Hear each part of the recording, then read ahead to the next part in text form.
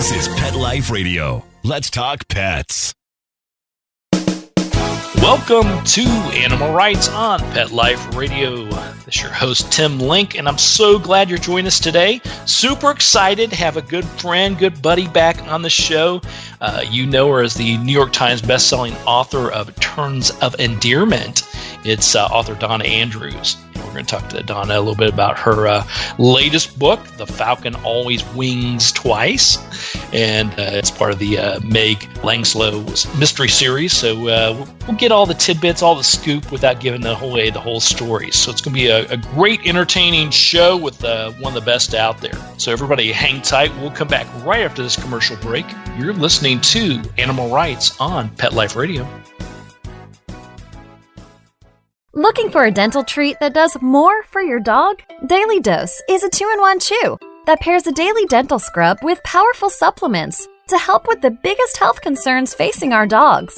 Daily Dose was developed by vets to be simple to use and super effective. Plus, dogs love the taste. Available for joint, skin, heart health, or calming.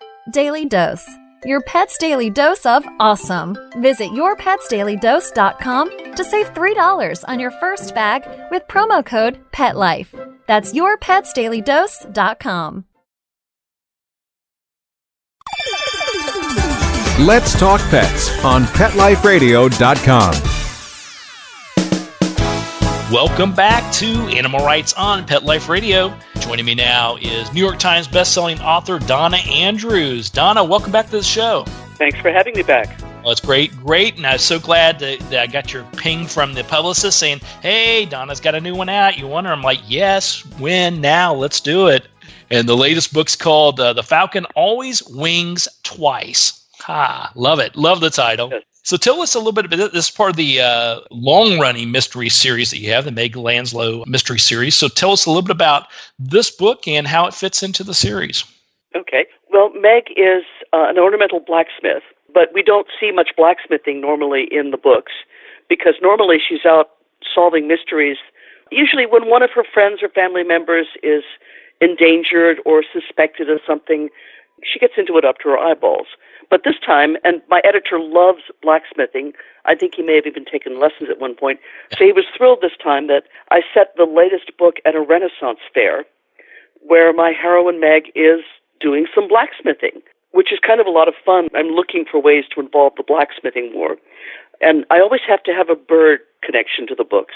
That dates from the first book in this series when I called up a friend to help me think of a title for the first book, and the friend said, because she knew I was working on several projects, and she said, which one is their mystery with the peacocks? And I thought, okay, murder with peacocks. So ever since then, because publishers like a theme, I have to come up with preferably a bad pun involving a bird, and that becomes the title of the latest book. And so this time, since we're at a Renaissance fair, there are falcons being demonstrated, and I decided to bring the falcons in a big way. And falcons are a lot of fun. I actually tried to go out. I found someone who gives private lessons in falconry, but they were on vacation or something, that they had shut down for the winter when I was researching the book. So I didn't get to hold a falcon on my wrist, but I may do it anyway, even though I finished the book, because that was a lot of fun. Yeah. And, and my editor always likes to make sure also that the bird of the title has some involvement in the mystery, whether the bird is not usually a suspect, but whether the bird is involved in the mystery in some fashion. I like to get the bird in up to the tip of its beak in the mystery of the day. The big thing that also was going on at this Renaissance fair is that my heroine's husband, who was an actor, has organized kind of an impromptu entertainment. He's gotten together a small troupe of actors, and they kind of act out an improvisational game where they're all plotting against each other to try to take over the kingdom when good Queen Cordelia, which is my heroine's grandmother, the owner of the fair, when good Queen Cordelia passes on her kingdom, they want to be the one who takes it over. So they're all having a lot of fun going around.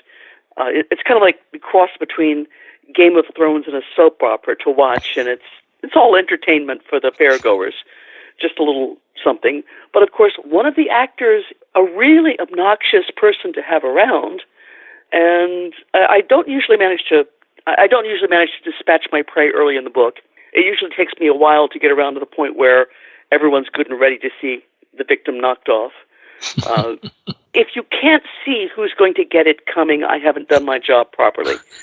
I don't kill nice people. I kill the most annoying person in the cast. But you can't just knock off annoying people. It still matters. So we end up solving the murder anyway. Donna, that could be a theme for life. You can't just knock off the annoying people. But isn't it kind of like wish fulfillment? It's like, oh, he's so annoying. I shouldn't do anything but, ooh. Yeah, we mystery writers have a motto, you know. If someone does us dirty, we don't get even. We smile and we kill them early in our next book. Exactly. I've killed off people by proxy for friends who, they tell me about the people who are annoying them, and I give the name to someone annoying. I give their enemies annoying characteristics to one of my characters. I once had a friend who was downsized, and her boss didn't have to downsize her. It was kind of a traumatic experience. Her boss was named Alan something or other, and she said, you don't have to give him his last name. Just name a nasty character, Alan, and I'll know it's him. So I named the hyena. I had 3 hyenas, and I named the Winkin and Blinkin and Alan. Oh, no. Nod must have, And she knew that hyena was her boss. We actually sometimes auction off characters, and I always ask people, what we do by auction off characters, we have auctions at the mystery conventions or sometimes online, and we sell off the right to give your name to a character or one of your friends' names. And the money usually goes to a literacy charity or a library. And several times I've auctioned off characters, and people said, ooh, make it a nasty character. Name it after my former boss or my ex or whatever. I was getting ready to ask you. I figured that'd be a good way to get some side change, but I'm glad you're doing good. No, we do it for charity. So now, when you causes. So when you're sitting down to write this book, The Falcon Always Wings Twice, do you think, okay, what bird should I put in there, and then how do I create the story around that, or is it more of I got this story, here's sort of the outline, now what kind of crazy feathered friend can I put in here? It kind of depends on the book. In the case of The Falcon Always Wings Twice, I knew it was going to be set at a Renaissance fair, and falcons were the falcons just said Renaissance fair to me, because most of the time when I've gone to our local Renaissance fairs, there's always a falconer demonstrating, and it just seemed appropriate. In other cases, like I knew I wanted to set a book on a cruise. I actually took a cruise, a really short cruise, because I'd never done one before. I took a cruise, just one of those things that takes a day and a half to get out to Bermuda, and then you're there on Bermuda for 12 hours, and then a day and a half coming back. But I wanted the cruise experience. But I was trying to think, what's a water bird that I can use? And I go back and forth with my editor, and he goes back and forth with the marketing department until we come up with a title that has the bird of the title and also has preferably some connection with murder or something threatening. But terms of endearment just seem like the perfect, And I thought that was a good one. We'll always have parrots and die like an eagle. If there's a bird that I want to structure the plot around, I come up with a good title for that plot, for that bird, and then try to make a plot that fits. If I have a plot I really want to use, I say, okay, and what bird angle can we use? At one point, I wanted to use, someone gave me a title. I was speaking at a charity event, one of those things where, you sing for your supper and they give you a free supper, and then you have the satisfaction knowing you've helped earn money for a good cause. I think it was a breast cancer thing that a fellow writer, Marcia Talley, wrote me into doing because she's very big on that. And someone walked up to my table after I'd spoken and said, I have a title for you, Cockatiels at 7. Ah. I liked it. And I thought, great, because I wanted to do a book that involved the smuggling of endangered species. There are a lot of nasty people who smuggle, parrots and other decorative birds. Right. And I found out from a friend who'd done some research on it for her series that people who smuggle wildlife, they're the same people who smuggle drugs and guns and traffic humans. They've got the channels and they've got the nastiness. Birds are just a sideline for them. They're bad people. And I thought, great, I'll have someone who is smuggling in cockatiels. But I bet you can guess what happened, though. Nobody smuggles cockatiels. They're too cheap and they breed too easily in captivity. I would have never known that one. Well, no. Now, cockatiels, every time you go into a pet store, you see cages full of cockatiels. Right. But then I found out about finch laundering. There are some very brightly colored decorative finches. Right, like Goldians and, yeah, sure. Yeah. Yeah, and they finch laundering, which is a real thing. They take a bird that it's an endangered species, and you can't sell it, you can't import it, unless it was bred in captivity.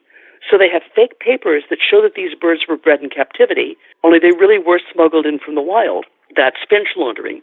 So I had my bad guys running a cockatiel farm as a cover for a finch laundering operation. Oh my gosh. I have fun with my research. Yeah, exactly. That's what I was going to say. If you look at it based on what we've been just talking about on the surface, like, okay, Donna puts out these fabulous mystery books, and all she has to have is a corny pun and slap a bird in there, and she's ready to go. But there's that research. There's a lot of research that does go into these, right? Yeah, and mystery readers are they're very picky in a way. If you get your facts wrong, they will ding you on it. Yeah. And also, they're very interested in learning stuff. And one of the characters that's become a big character, my heroine's father, who's an avid bird watcher and gardener, and her grandfather, who is a famous animal welfare conservationist. Like, he goes around the world rescuing endangered species and breaking up animal smuggling operations, generally being a gadfly for the good. And I kind of have to have wildlife, bird and animal information. I mean, Meg's grandfather is a lot of fun because he's always on some kick, rescuing some animal or fascinated by some animal. And I have fun with it, and the readers seem to like it too. For example, in one book, the book I was writing, he was on about the fact that, did you know that praying mantises actually sometimes attack lizards and birds? I did not know that. Praying mantis. Yeah. I didn't know that, but I came across it in my research. And he might be, in one book, he's studying the corvids, crows and ravens and magpies, and he's doing intelligence studies to see how intelligent birds really are. It's kind of hard to do an intelligence test for a bird because you have to figure out something they can do that doesn't involve opposable thumbs. A lot of people think that crows and ravens and magpies and others in that family, blue jays, for example, are a lot more intelligent than we give them credit for. It's kind of like dogs and cats. One of my friends told me that dogs aren't really more intelligent than cats. Dogs are very eager to take intelligence tests if their humans want them to, and cats just couldn't be bothered. That's why nobody really knows how intelligent cats are. That's right. And crows and ravens and magpies, it's hard to think of a test that, they're a little independent like cats, and it's hard to think of a test you can do without opposable thumbs or even paws. But he's gung-ho on this whole studying the intelligence of magpies and crows and ravens and such. So I have fun with it. That's in the Christmas book that comes out in a couple of months called The Gift of the Magpie. Ah, there you go. So with the magpies in it, yeah. Definitely look forward to that. That'll be around. As soon as I think of a title, I thought of a title called Gone Gull, right after the book Gone Girl had come out, and I thought, I have to have a plot. I have to figure out a plot to go with that. It doesn't necessarily start with a plot or start with a pun. It starts with whatever piece grabs me, and I find the other pieces as they go on. Okay, so that's how you put the puzzle together. Yeah. Oh, yeah. All right, that's brilliant. That's brilliant. Well, with this book, with the Falcon Always Wings Twice, we know that the central characters are still in place. Meg's still going to be there, and her husband and some of these characters. Other than this annoying guy that you kill off, yes. What are some of the other characters we can expect? Is there some new twist or something that we can new person we can love or hate in this particular book? Well, the relatively new person, she's only been around for a few books, Meg's grandmother, has now become a central character. Because I like Meg's grandmother. She's feisty like Meg. I think she's the origin of Meg's feistiness. And most of the other characters who are new for this book are actors, the various actors who are involved in the plot. So they're all struggling they're all fighting for parts and trying to stab each other in the back to get better lines and generally doing the things. I was a drama major in undergraduate college and knew I loved being a backstage drama major. I loved watching it. I didn't quite have the flamboyant style to make it on stage, but I loved the backstage drama. So this is another chance to kind of have the backstage drama going on. So most of the new characters are actors, and they're dramatic. As actors tend to be. Absolutely. There's also, of course, a falconer. We have to have a falconer to go along with the the Falcons. That's right, and you're right about that. And I love the cover. We got the Falcon on the cover with the little jester hat and the Renaissance flag flying behind. So that's brilliant there as well. So we know. Good job on the covers. Yeah. So we know the Meg saves the day. We know all that, so we won't give away the whole story there. And the twists and turns in this. So I just love the fact that, as you mentioned before, it's important to know your characters. And so when you talk about Meg's grandmother, that you fell in love with her, this is just not a normal character as an author, as a writer. There are characters that you do create that you don't like and doesn't deserve to be in the next installment. And there's some that either you fall in love with or your fans just won't let you kill them off. Yeah, I actually I did a poll at one point about which other than Meg. I didn't put Meg in the poll because I figured if she wasn't their favorite character, I would be upset. But I did a poll to see which character other than Meg people liked the most. And I think there were a dozen characters that got mentioned. I didn't have a list and you tick it off. I said, which character other than Meg? I think her father got the most votes, which was kind of fun because he's loosely inspired by my own father. I tried to change every external about my dad. My father was a marine biologist. He was tall. It took a while before Mom's cooking caught up with him, and he was skinny much of his life. He had a full head of hair. He was passionate about French culture and opera. Meg's dad is short and balding and plump, and he's passionate about mysteries and poison, and is a doctor, not a marine biologist. But all of our friends, when they read the first book, they recognized Dad because there was this core passionate enthusiasm. Whatever he's doing it 200%. So it didn't matter what he was. These are like polar opposites, creating a character compared to your father. But people that knew your father knew exactly who you were talking about. Because the classic story about Dad, he was reading a biography of the French writer Georges Sand, and he was always reading bits of it aloud to us. I should read the book so I could say, yeah, Dad, I read it already. Remember?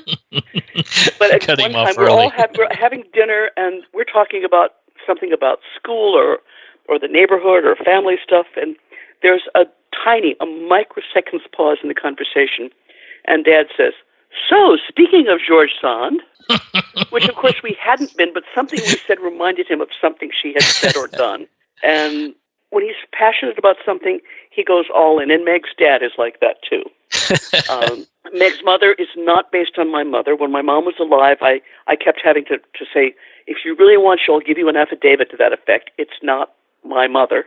But she's annoying. Many of Meg's family are annoying in ways, but they're annoying in endearing ways, and they basically love her, and they're basically good people. They're just doing good things in a really annoying way sometimes. They're family. That's what we call family, Donna. Yeah. Her brother, who is not stupid, her brother is feckless, but he's very bright. After having gone through law school and passed the bar exam on the first try, he has never practiced law because he discovered he has a genius for creating computer games, and he's now the head of a computer game company.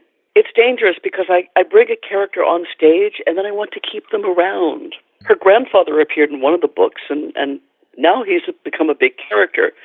Meg's father, the story for the first 10 or 12 books, was that her father was an orphan. He'd been found in a basket in the library in Charlottesville. But I managed to figure out a way to actually find his father. And then when his grandfather took stage, grandfather decided to go looking for the grandmother, long-lost grandmother. It's kind of like having a very large repertory company, and I can't even find a big part for all of them every book. They have to take turns. Like, this is going to be a mother-centric book. There was one book in which there was a decorator show house going on, The Nightingale Before Christmas. And Mother, being an avid decorator, that was her book. But then when we were having a ranch to round up feral emus, that was Meg's dad getting involved and her grandfather. There actually are feral emus, by the way, in the mountains here in Virginia and in several places in California. Not wild emus, feral ones that escaped from emus and ostriches that escaped from captivity and have managed to thrive. That's a scary thought. I have a friend who lives down in the mountains of Virginia, and she says, it's kind of a weird experience when you're driving along in early morning and you see a couple of emus crossing the road in the fog. And that image gave me a book.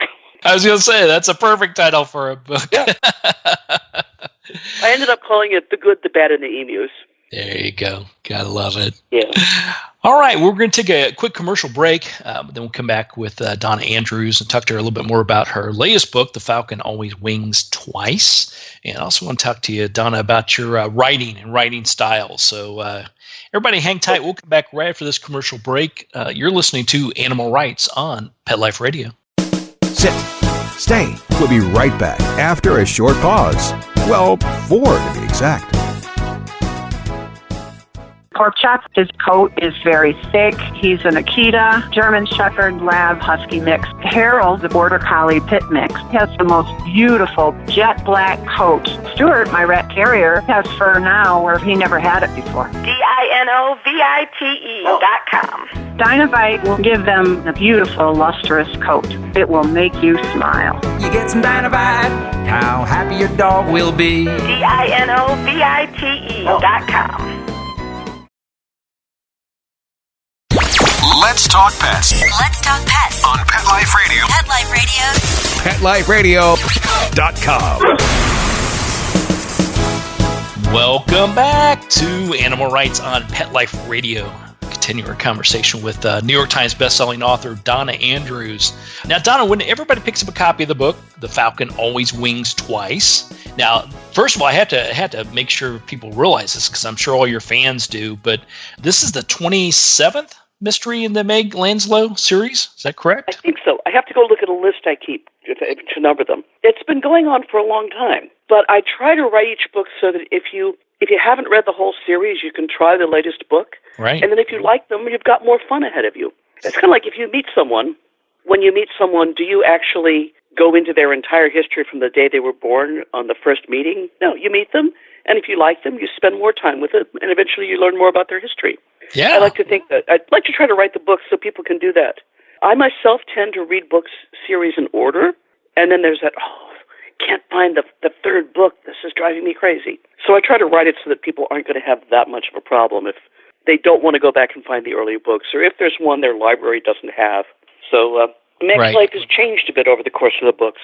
Yeah, absolutely. I love your analogy on that. That's a perfect way to look at, because the mystery series, your series and others that obviously I've read and I've talked to the authors on, I know mostly they try to do that, and that's hard to do, to make sure it's fresh. That if you're coming in on book 5 or 10 or 27, it doesn't matter. It's still fresh. It's new. But then I love your analogy about going back, because you're absolutely right. When you meet somebody for the first time, God forbid they start, well, when I was in kindergarten, it's like, okay, well, my time at the party with you is over. I want to know what you're doing now. Then if I like right. you, then maybe you can tell me what you did in kindergarten. So I love how you put and that. This actually works. Sometimes people will write me and say, I love such and such a character. Are you going to bring him back?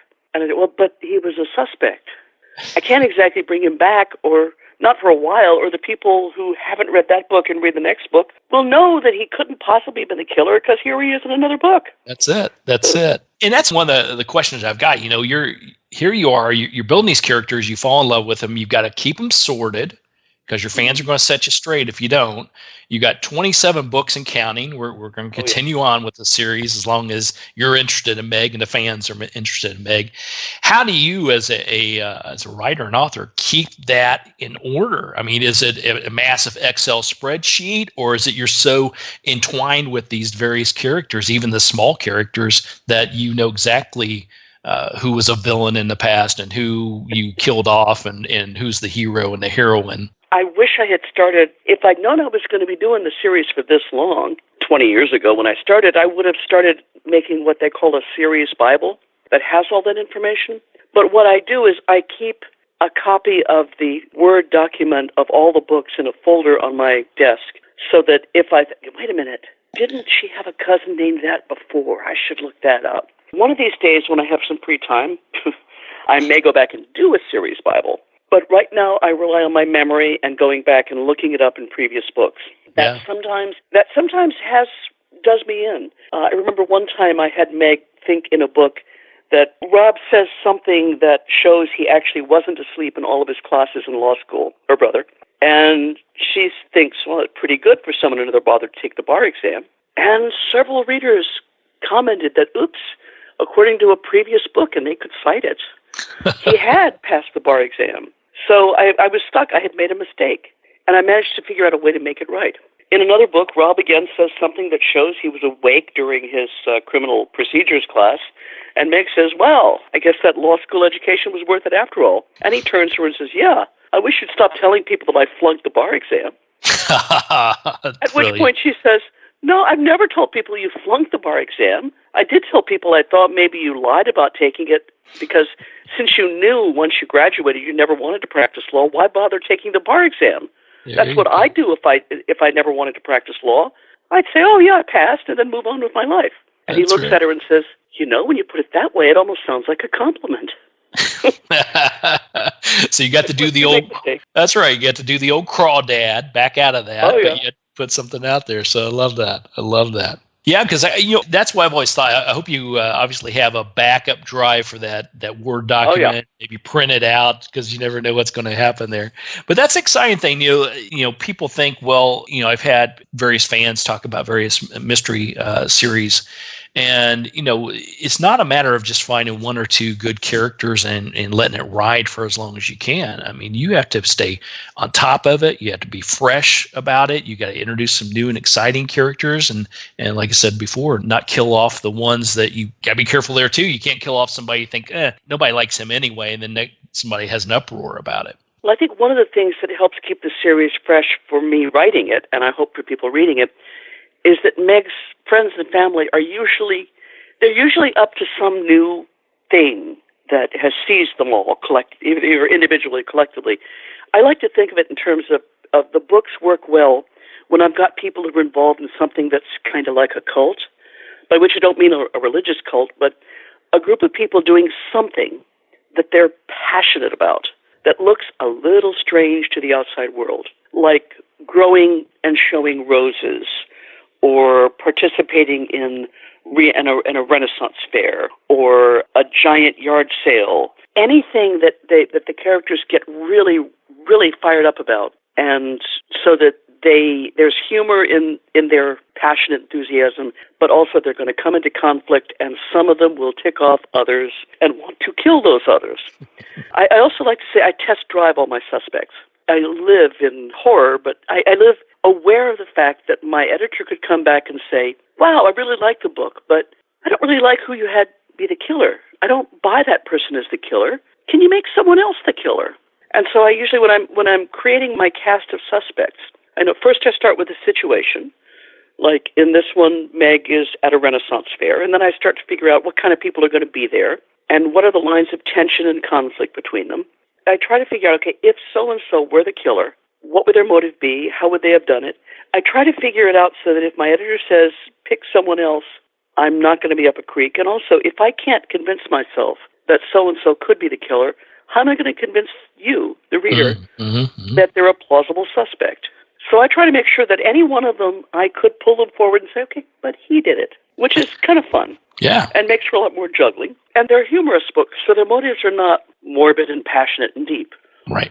Sometimes they're kind of trivial, but don't people do dramatic things for trivial reasons in real life? Mm-hmm. We know that for sure. Yeah, so anyway. And I'm looking more for people who are greedy and annoying rather than, I don't think I'll ever have a serial killer because they're not funny. Right.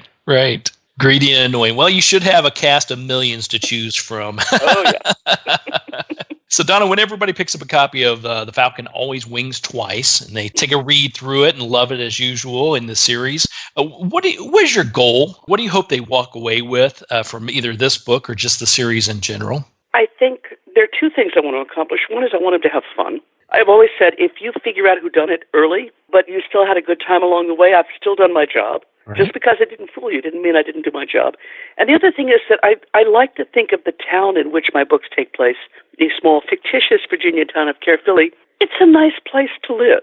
It has an extraordinarily high murder rate, just because of it's unfortunate that Caerphilly has a mystery writer writing about it. Otherwise, it would be a very peaceful place.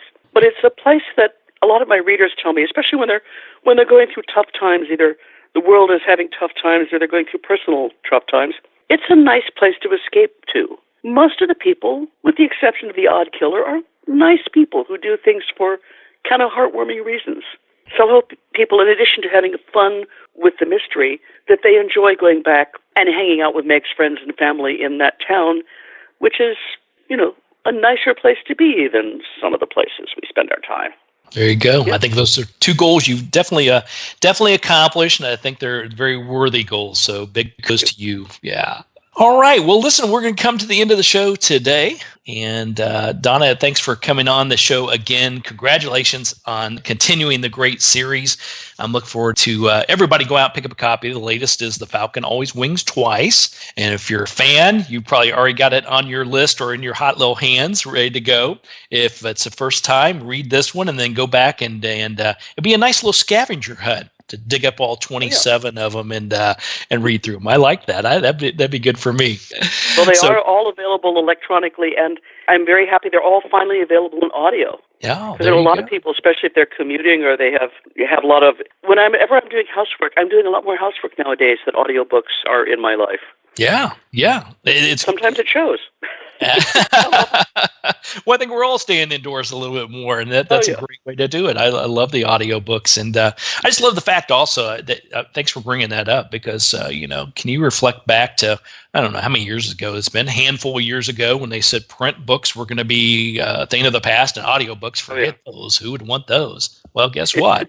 It's all still around, and so whether you like to have that hot little print version in your hand or the digital version, or you want the audio book, you've just got like a buffet availability for your series. So excited about that. So Donna, congratulations again, and thanks for coming on the show. We'll look forward to the next one in the series, and I look forward to chatting with you somewhere down the road. Okay, thanks for having me. Thank you. All right, well, we're coming to the end of the show today. I want to thank everyone for listening to Animal Rights on Pet Life Radio. I want to thank the producers and sponsors for making this show possible. If you have any comments, ideas, or people you want to see on the show, you can visit us at petliferadio.com and send us an email, and we'll entertain your comments, answer your questions, and bring on the people you want to hear from most. And while you're there, check out all the other wonderful shows and hosts. It's a cornucopia of great entertainment at Pet Life Radio. That's petliferadio.com. So until next time, write a great story about the animals in your life. Put it in a book, an article, a magazine, a blog. Just get it out there, and who knows, you may be the next guest on Animal Rights on Pet Life Radio. Have a great day. Let's Talk Pets, every week on demand, only on PetLifeRadio.com.